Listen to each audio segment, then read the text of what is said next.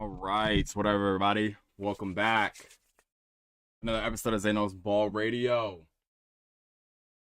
Live from Marion College Park today. Got a special episode today. I don't know if it's special. Something different. NBA, about a month in. The NBA is what it is. Sometimes it's got some new stories, sometimes it doesn't. And we're going to try to find a way to make it interesting. So we do have a special guest coming on today. Someone who has actually been on the show before. But for anyone who is new, make sure you guys follow Zeno's Ball Radio on Instagram. I will be actually starting to get content out there. We're just kind of doing something new. So let's get right into it. Let's not waste any more time. Before we do that, make sure that my guest is here today and he is ready to go. So, anyone who's new, this is the board meeting. How often we're going to do this, I don't know. But stay tuned when we come back. The start of the first ever board meeting. See you guys in a second.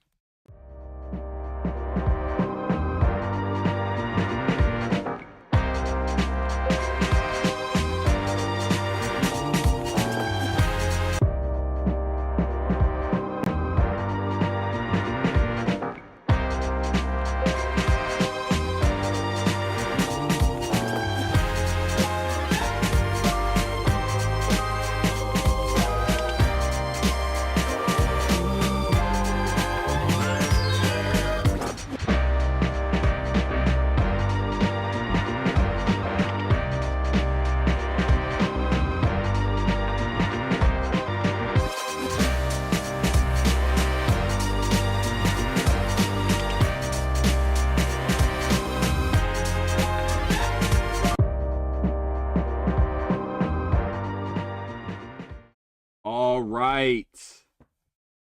The board meeting has officially started. This board meeting will now come to order. I am the chair, Zay, presiding over today's session of the Zeno's Ball Radio board meeting. Most important NBA meeting in the United States, according to me. It's important because I said it's important. Here's how it works. Y'all like, what is bro talking about? Here's how it's going to work. So each meeting, a board member, a guest is going to join me and present a proposal, aka a hot take or any sort of take to the room. They make their case. They get a minute to go. I'm going to counter it, ask some questions. My counter proposal. We're going to go back and forth.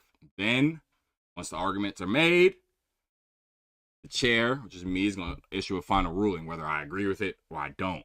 So, today's board member, we're going to start off with our first item on the agenda. Today's board member is ready, and he's here to state his proposal for the board. The chair recognizes today a guest who we've had before, Christian. Christian, you may deliver your opening statement, my boy. Thank you, Mr. Board. Now, I will say that the Pelicans should trade Zion Williamson. Pelicans should trade Zion Williamson.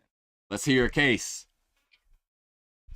We see some flourishing young talent in New Orleans, We're familiar with him, out in Maryland, but Derek Queen has shown himself, he's showing himself to be an up-and-coming young star. So when you look at Zion Williamson, you can see that he might be a little expendable, especially as, you look to shift towards a younger timeline. Zion, you want to kind of get off of him as quick as you can. Now, you want to wait until he plays up his value a little bit. Only played 10 games this year, only of about 21. So he's missed 11 games this year. So you want to wait to a point where you can sell high on Zion. I don't know when that is. Sometime this year. Only thing that gets tricky is they don't have their first round pick coming up. So you don't know when you want to time that. But Zion is, looking to be on the move. Okay. Before I give my counter proposal to that, I forgot to do this. The boardroom is now in session. I'm going to do that every time. I forgot. I don't know. I'm tripping. I don't know how I forgot that. But we good now. So, Zion should be traded.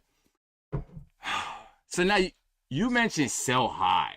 And the first thing I'm thinking about is like, well, if you wanted to sell high, probably the best time to sell high was probably like his like second year in the league, if we're being honest, when he averaged 27 and 7, and we knew about the injury stuff, but it wasn't this clear issue.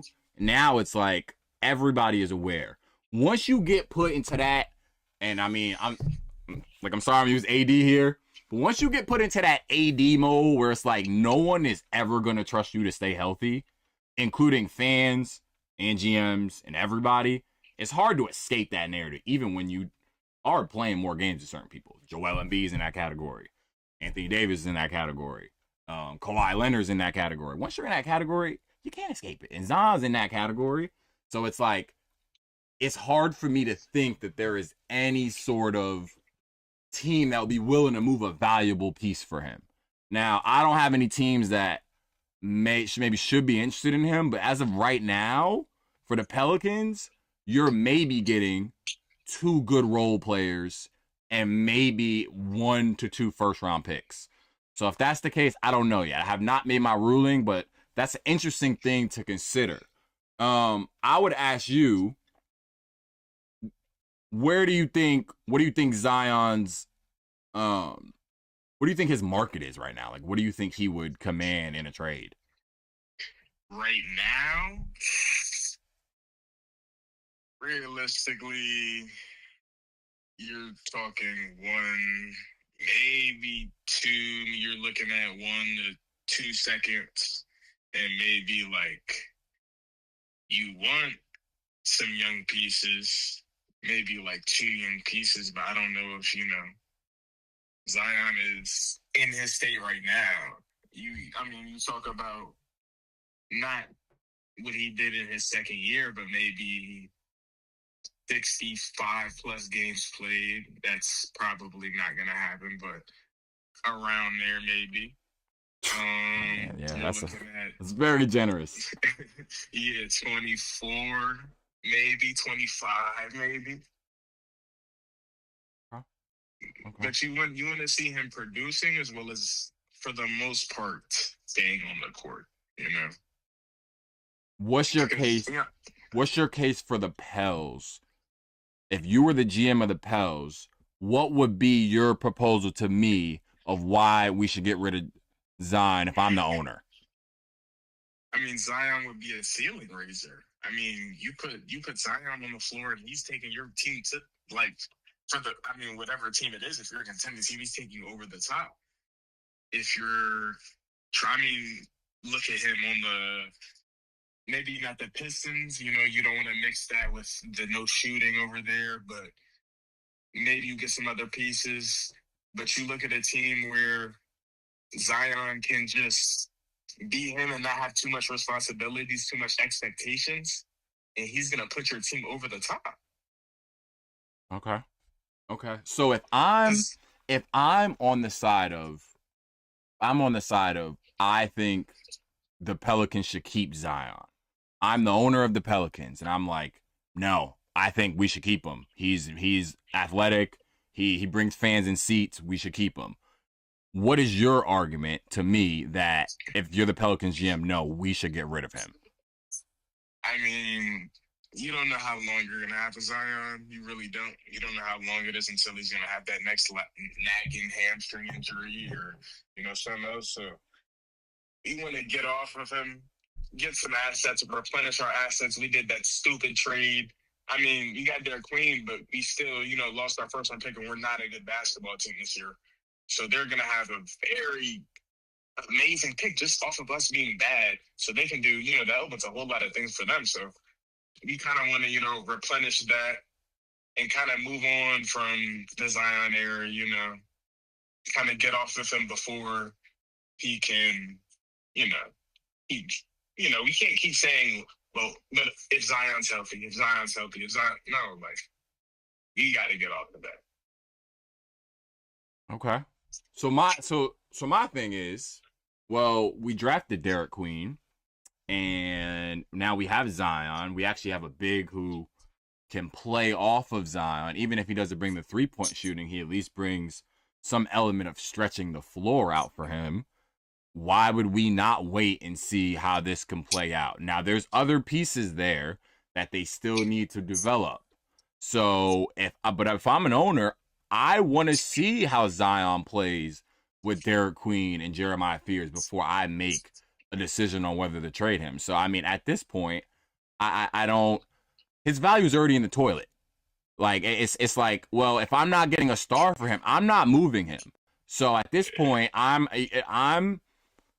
what am I getting for him, Christian? Like what would be the goal in trading him besides me being like I'm getting off Zion?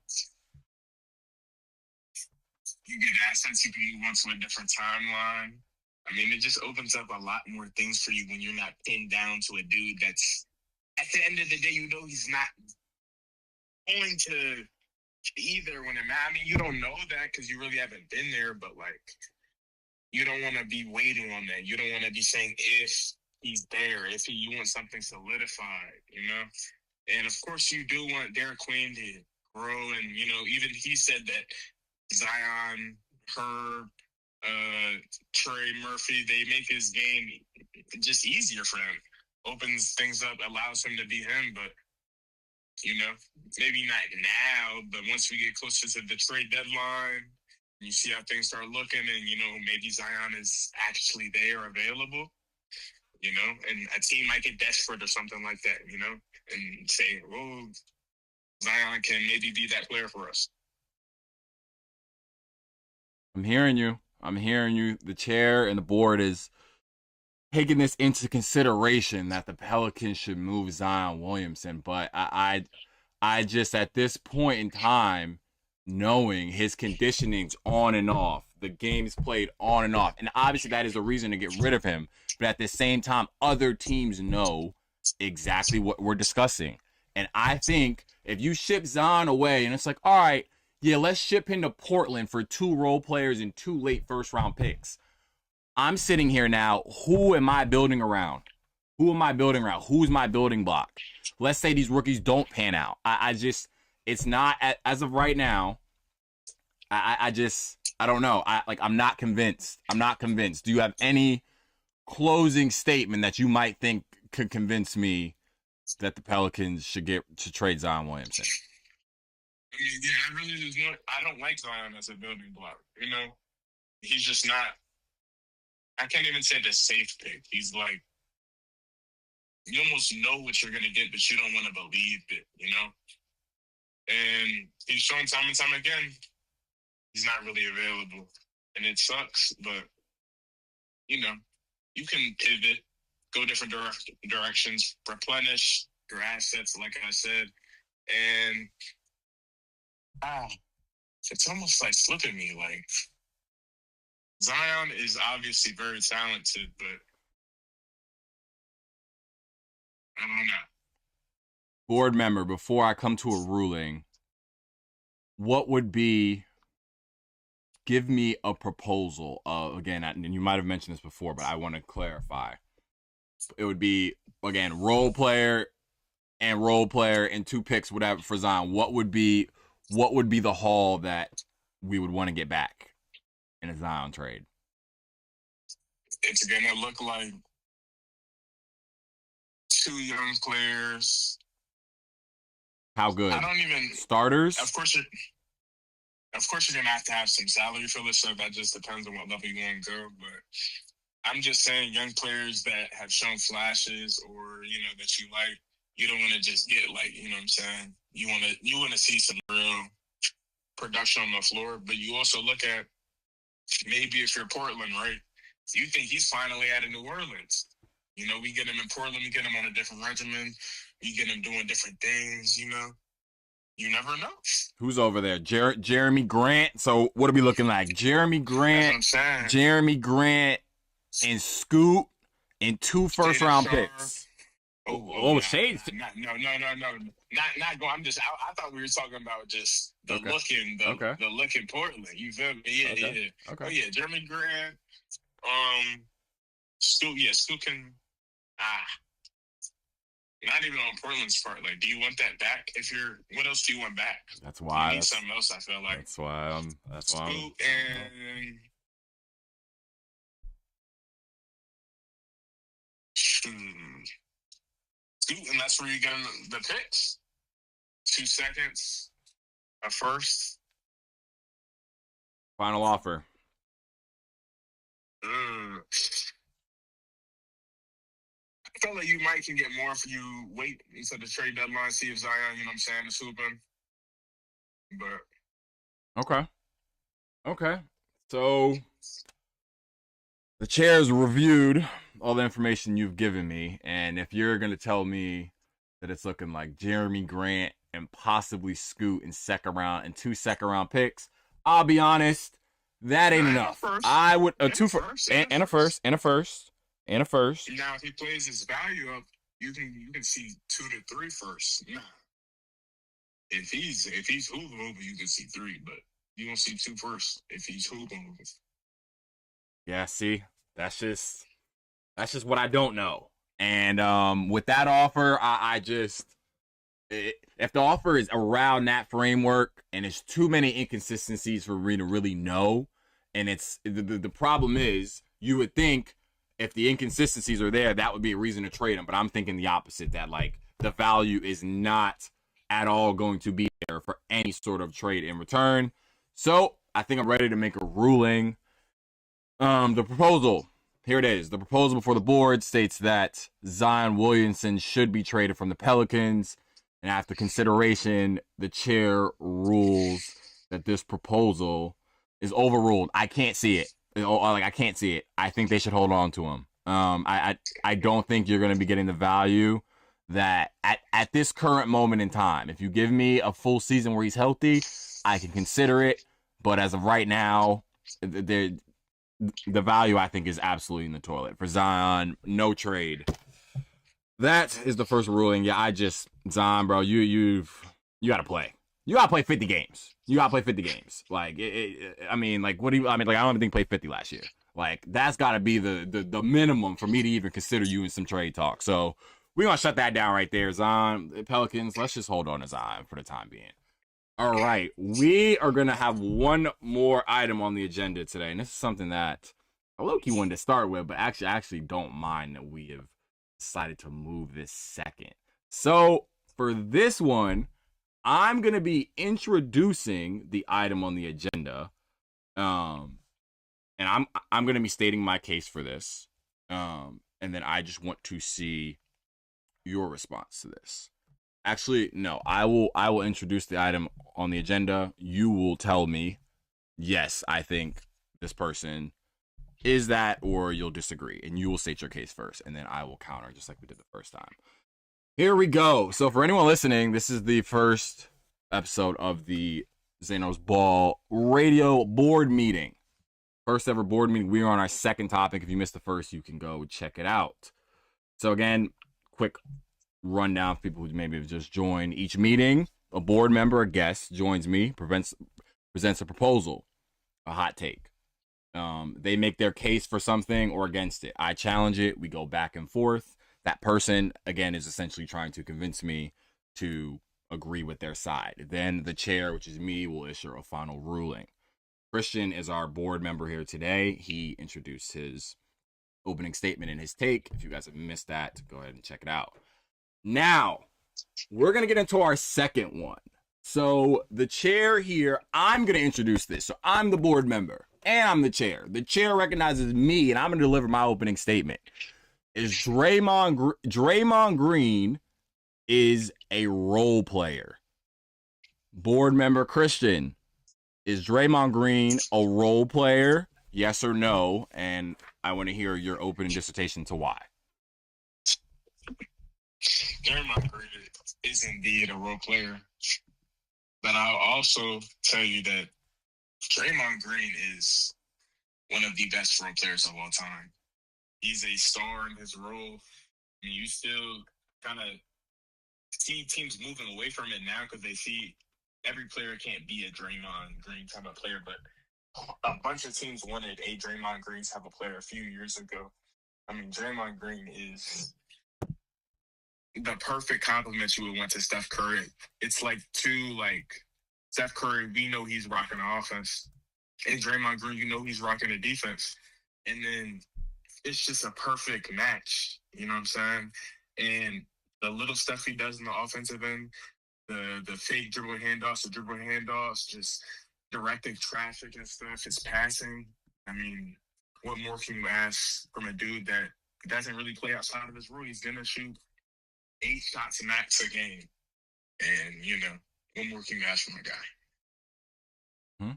So the definition of a role player that I looked up is a supporting basketball player with a specific skill or a person who takes on a character in a game.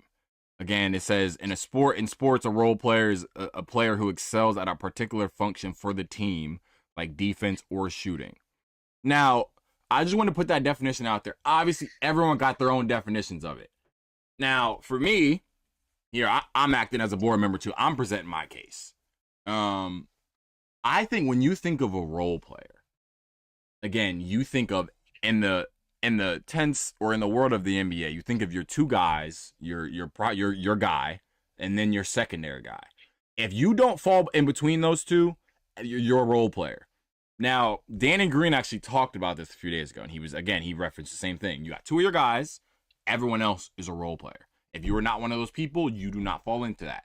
The counter argument was that if you were in a big three, how can you be considered a role player? That does not make any sense. Now, Paul Pierce also mentioned that if this person goes to another team, are they in the exact same role? And I feel like that captivates this in the best way. Yes, Draymond is part of the big three, right?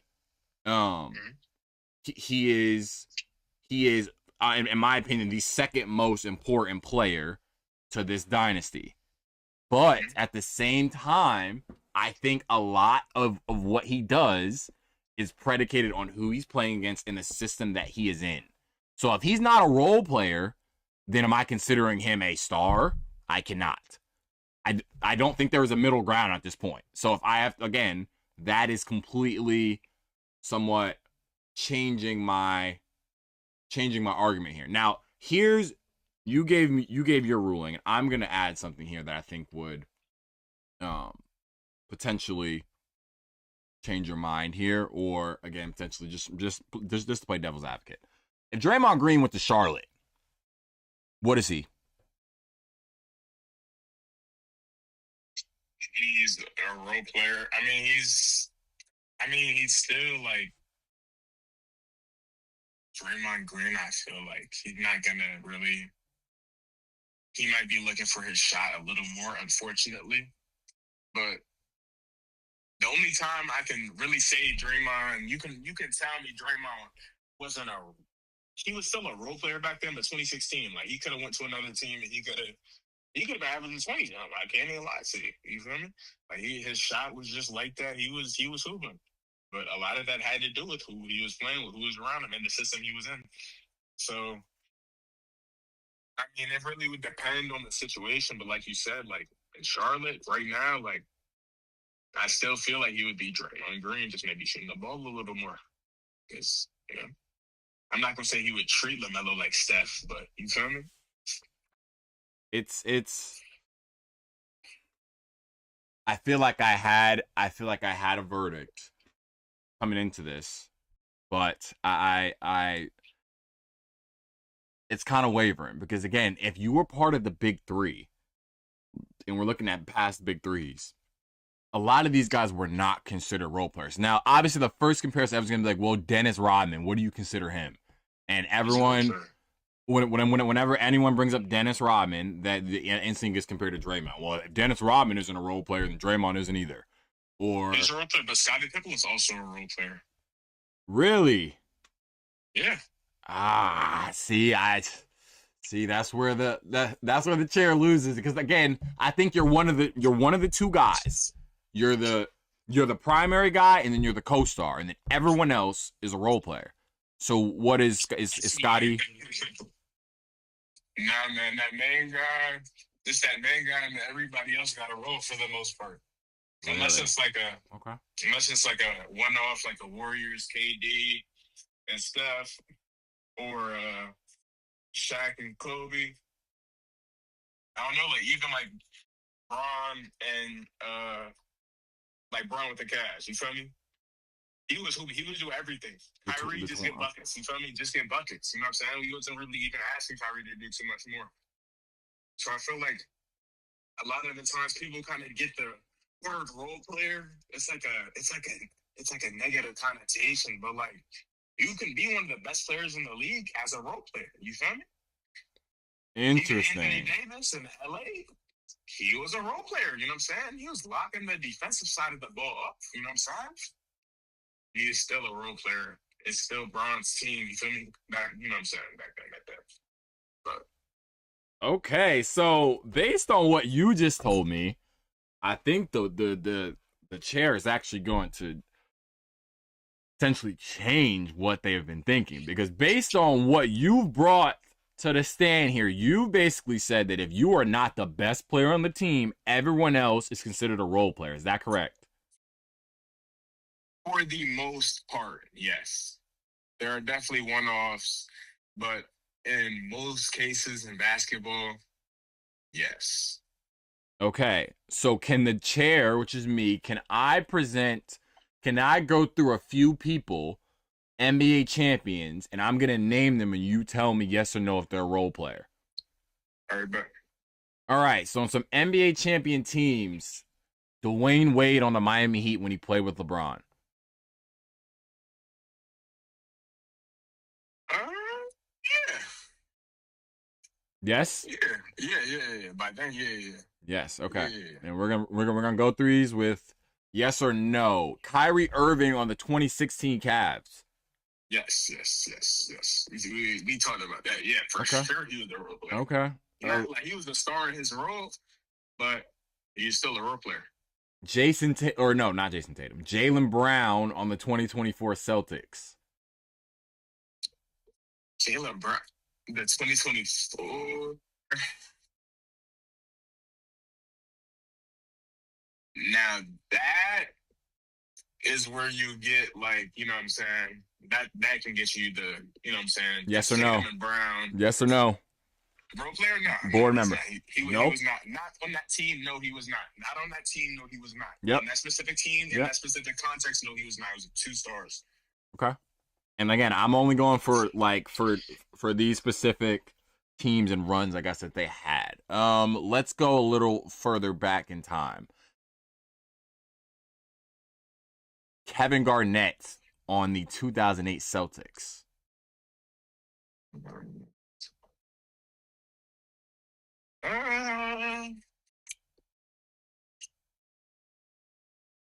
Did you consider KG the best player on that team, first of all? Or was it Pierce? I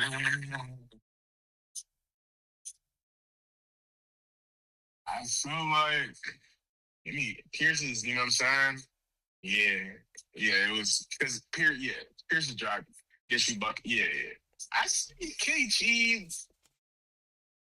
Damn, that's hard. Nah, he was not A role player. Okay, so see, and this is where the chair has some evidence here, and I don't know which way to go.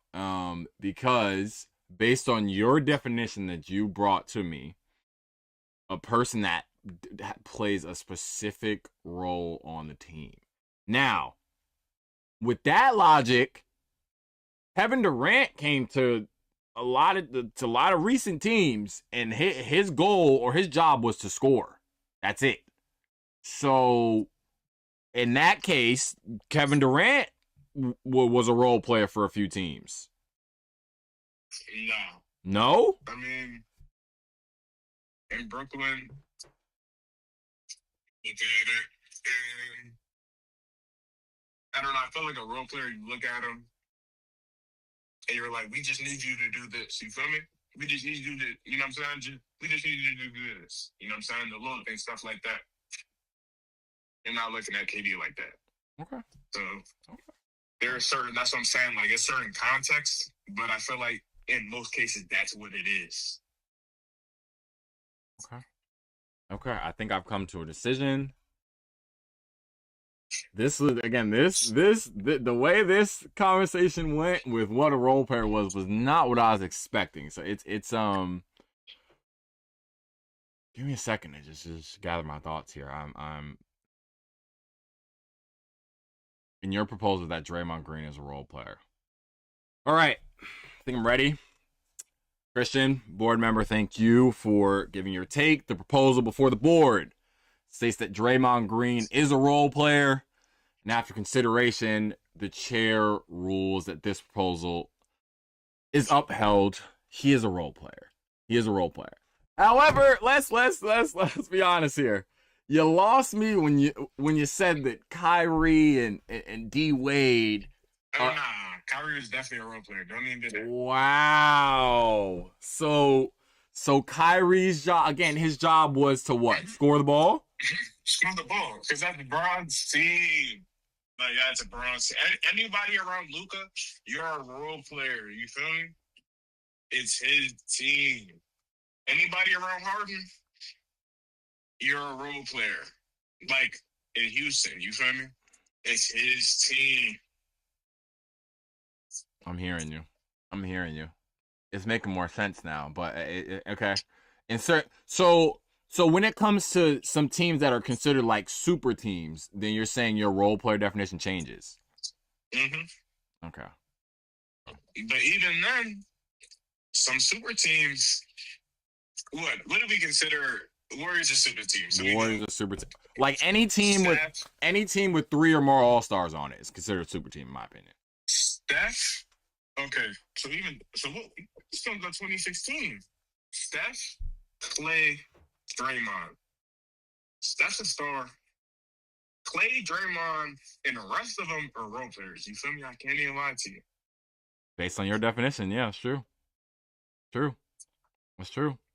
But again, like I'm just considering the landscape of today's NBA, and we're gonna wrap up this ruling. I know it went on a little bit longer, but I'm just thinking of the landscape of today's NBA, and if I'm looking at OKC, yeah, Shea's the guy driving the boat, but J-Dub, his role, like they don't have a role where it's like you only need to do J-Dub this. Is not a role player. J-Dub is not a role player. So he's not a role player in your definition. Okay. How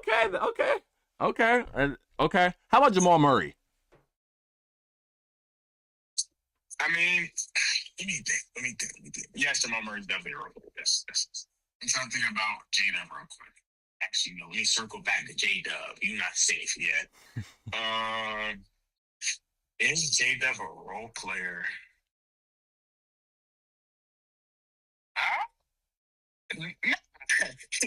Nah, he had 40 in the finals, bro. He had 40 in the finals. Like, you feel me? It get to a point where. I mean, Jamal's had 50 in some playoff games. Is J-Dub a role player? J-Dub, we just want you to defend and score. That ain't one thing. But Draymond, we want you to just defend and pass the rock. Don't even shoot the ball. Just defend and pass. You feel me? That's still like it don't gotta be one rule, if you know what I'm saying. Because you get to a point where you look at the term 3 and D, that's a role player. 3 and D. That's still 2 roles, but you feel me? It's 2 sides of the ball. We're just asking J-Dub, we want you to shoot instead of, you get some players. CP3, just play defense and pass the rock. You feel me? Just handle the ball, make sure we're good, you know what I'm saying? And then let James do James, you know what I'm saying? It kind of changes and shifts, but that's what it is. All right. I like this discussion because after today, my definition of a role player might be a little different. That's why I wanted to do this. A little different now, huh? I mean, it's just again like I've talked to people and we're gonna basically close this out. But again, like I've talked to people where their definitions of role players are obviously very different. And I went in and I thought about when I heard that Draymond discussion with Danny Green, I'm like, I mean, obviously he's a role player, but the more that I thought about it, and it's like if you're part of the big 3, I mean, are you really a role player? It's changed. I don't know. I don't have an answer as of right now. I'm gonna say that he is, but again, it is what it is whatever you decide a role player is. All right, Christian, we're gonna do this real quick. I ran way over time, and we did not get to talk about the Warriors, but we're gonna do this. We're gonna do this in a very quick and efficient format right now. We're gonna try to do this in 2 minutes, and what I'm gonna do is I'm gonna mention a name or something that's happening with the team, and you tell me a few sentences of how you feel about that person or whatever it is for this season. So let's just rip the Band-Aid off. The Warriors' young players, Jonathan Kuminga, Moses Moody, and Brandon Podziemski are the 3 people I'm going to focus on. And Will Richard. What are your thoughts on how the role players are contributing? So, like, Moses Moody's doing what you want him to do. You know what I'm saying? You can't really ask too much more of him. Anything more and any more development is, like, you know what I'm saying, a testament to him at that point. You feel me? Because all we want right now, you know what I'm saying, shoot the ball, play some defense. You feel me? Now we look at Pods. Pods is always, because he doesn't really, can't say he doesn't do anything, but Pods is just like, he kind of just be there sometimes. You feel me? You kind of don't want him to shoot the ball, but then, he hit one, you feel me? But then he misses 3, and then it gets tricky with Pods. Kuminga, I mean, beginning of the year, he was cool, but I loved him. He seemed bought in. Everybody loved him. We were all having fun. And then, Steve Kerr put him back on the bench. And then I guess Kuminga just gets, you know what I'm saying, the starting and bench stuff confused, kind of like the Jordan Poole stuff. You know what I'm saying? Like, it doesn't really matter if you're starting or coming off the bench. You can still affect the game the same way. You can still hoop the same way. You're just starting the game on the bench. You know what I'm saying? Mm-hmm. Okay. But I feel like players see it differently. You know, sometimes, growing up, you gotta start. That's not, you know what I'm saying? Like, this is my perspective, right? When I played basketball, my dad was the coach. So sometimes I would start, sometimes I would just be in the bench. Like, it was literally the same game regardless. I never went into a game where I was starting or when I was coming off the bench any differently. Like, it was still the same game. I don't know, but it's not the same for some players because they've always been starting. All right, next up, and we're gonna cap these next few statements. Just give me a yes or no. So the Warriors right now are 22nd in the league in points scored. Yes or no? Do you see that creeping up into the top 10? Will you repeat that real quick? So the Golden State Warriors, as of right now, we are 22nd in scoring. We average 114 points a game. That's bottom 10. Do we think that the Warriors can get within the top 10? I feel like, yes. Yes? It'll even out. Okay. Another thing that was pretty alarming to me, the Warriors, as of right now, we're 22nd in rebounding. Al Horford's been out. There's been some things happening. Do we think that has any chance to improve? Nah. It'll be around the same, I feel like. Okay. Last thing. Even after, I feel like. Yeah, again, rebounding. You lose Kevon Looney. I forgot to shout out Kevon Looney after the game on Sunday. Gave the tribute, and it's honestly, we're missing his broken ass knees and whatever because he gave us some damn rebounds. It's that hip. Love Loon, dog. You know, we do all respect Loon. So he's baby KD. Literally, I mean, coming out of UCLA, he looked like it. Like, people don't know that. People don't know his bag was crazy. Oh my gosh, high school, he was wild. His bag was crazy. I'm like, bro, what did they do to him? Like, they made bro a center. He was dominant that 22 run. 20 rebounds in a game. Oh yeah. Just like it was nothing. Again. Oh yeah. Offensive boards. Oh my gosh. His rebounding line was crazy. Like, it was like, you would literally check FanDuel. It would be like, his over-under be 17.5 or some shit. Like 18 and 4 points. Yeah, but we needed that. We definitely, like, especially in that Nugget series against Jokic.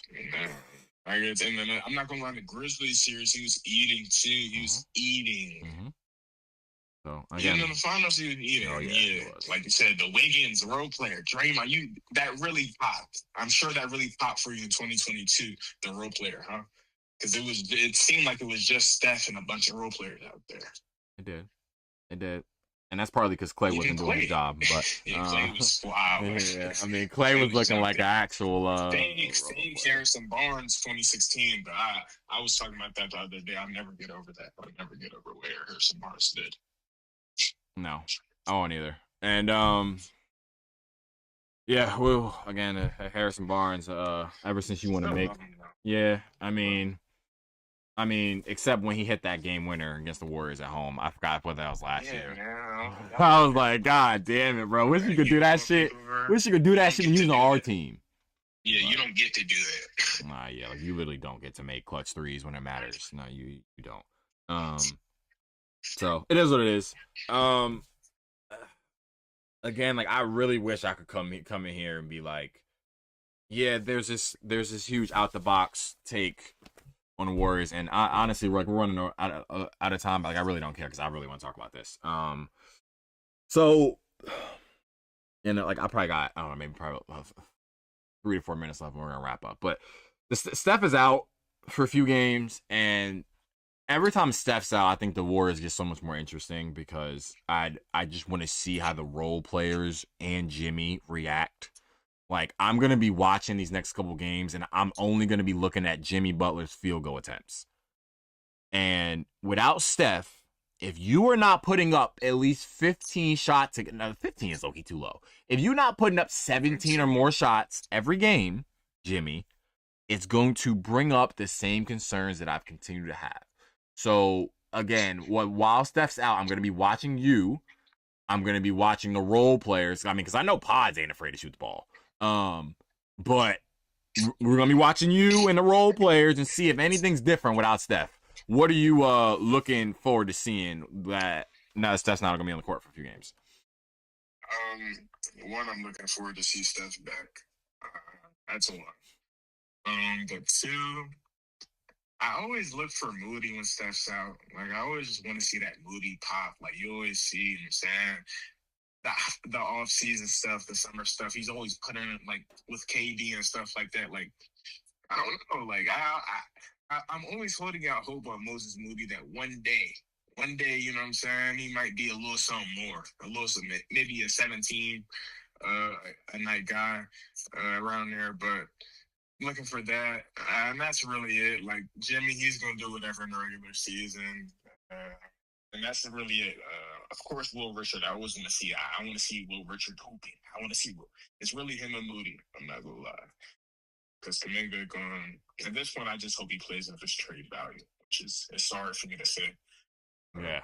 Bro, how has Will Richard adapted to the Warrior way and how we play in 2 months? And Kuminga's in year 5. And it looks like if I brought somebody who never watched the Warriors play basketball and I showed them Jonathan Kuminga and I showed them Will Richard and I asked them, which one do you think has played on the Warriors more? Everyone will pick Will Richard. It's ridiculous. And it's crazy. It's ridiculous. I mean, you look at the 2 paths. I mean, what, 4-year guy coming out of Florida national champions, and you got to do it from the Ignite. And D-League Ignite, yeah. It's I mean, it's like, it's just kind of like insane to me how somebody could come in as a 2nd-round rookie. And again, obviously expectations, yes, you're gonna be like, well, Kuminga came in wanting to be this guy. I understand that. But again, case in point where it's like, again, some guys just get it. And it's like even with Moody, like, can we just get our version of Jaden McDaniels? Like, is it that hard to ask? Like, can we get can it be Moody or Kuminga? Can one of y'all be our Jaden McDaniels? That's all we're asking. You starting. Yeah, you're starting, buddy. Like, you're not leading that. You're not. It's Steph, Moody. It's Steph, Moody, Jimmy, Draymond, and we get an actual center, that's not Insert center. You feel me? Mm-hmm. Like that would be the dream. That would be the dream. That's been the dream since we drafted Moody in my eyes. I wanted. I mean, of course, you wanted Kuminga to be in the Jimmy role, but it's always the fourth guy, Christian. It's always the fourth. Like regardless of the center, whoever it is. Again, Warriors. They kind of just feel like they don't really need an elite center. But every successful Warrior team has had Steph, Draymond, and the third guy, who was in most cases was used always Clay, and then now it's Jimmy. But the fourth guy is the most important guy because the teams that we had that won, the fourth guy was Iggy or Wiggins or someone that we could rely on. Always did the right The thing. Warriors ain't had the fourth guy Count on. in a while. Like it's like we just haven't had the guy. I mean, like in 2022, you I guess because like you can like say Wiggins, but like realistically, Wiggins was second on the totem pole. Just yeah, but you get what I'm saying. yeah. Again, yeah, it's. I mean, usually, again, like I was just framing it within our core three of guys. When the Warriors were successful, that fourth guy was productive. And again, obviously, it was Andre in the early years, and then obviously, KD joined. So obviously, everything like that shit don't matter after that. But within the normal Warriors structure, we just can't get the fourth guy. And now for the past 2 to 3 years, when Wiggins has just really not been that guy anymore, and then we're just, is it Kuminga? Is it Moody? Is it Pods? We don't know. And until they, I mean, like according to Steve Kerr, it's Pods. Pods is usually the guy that's in with the starters most of the time. I'm checking that right now. I don't really like. Every time I see Pods starting, it's just like I don't know. Pods just a lot of hope for him in his rookie year, but like I don't know. It's kind of been he's been that same player, and it's not awful. You just want to see. Exactly. You want to see that the totem pole shift. Like, even Clay just being there, just him being on the court, the spacing he took up. That's why if he just got on the bench. Yeah. I mean, again, based on what I'm looking at, damn, Pods has only started 9 of 21 possible games. Kuminga started 12 of 14. He was out for a little bit. So Kuminga's actually started the most. But again, like that's what I don't get to. It's like when Steph's out, like I feel like Kuminga's eyes should light up. Like to where it's like, all right, like I want to be aggressive now. Like this is my chance to prove my trade value. Like when Steph's not playing, bro, that is your chance to get your trade value up. Because when Steph's back in the lineup, you're back to whatever your role is. But now we're searching for offense. So it's like, bro, when I'm watching you, and like in the Pelicans game last night, and I watch you hit a 3 and then come down the next play after and hit another 3, and then from there, you don't touch the ball for a few possessions. It's like, well, what's like, this should be your time. And again, I understand it's the confidence thing. And at this point, I'm blaming it on the confidence. It's like Kuminga is literally a confidence-based player. Like if he's confident, which usually when Kerr starts him, it means he's confident. But like when he's not, I mean he's a broken player. Yeah, for sure. Oh, I don't know. That's my rant on on the Warriors. I don't know. Like we'll have a segment where we can sit down and really talk about this. But like I know we ran long. But again, Christian, thank you for being on Xanos Ball Radio today. I appreciate you being on. I'll definitely obviously have you on again, and we can check back in a few more weeks to the season. Hopefully the Warriors not 500 no more.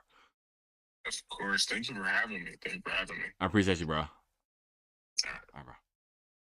All right, thank you guys for listening. Xanos Ball Radio. I know we ran long today. I'll probably cut up this part and in the board meeting, but thank you guys for listening.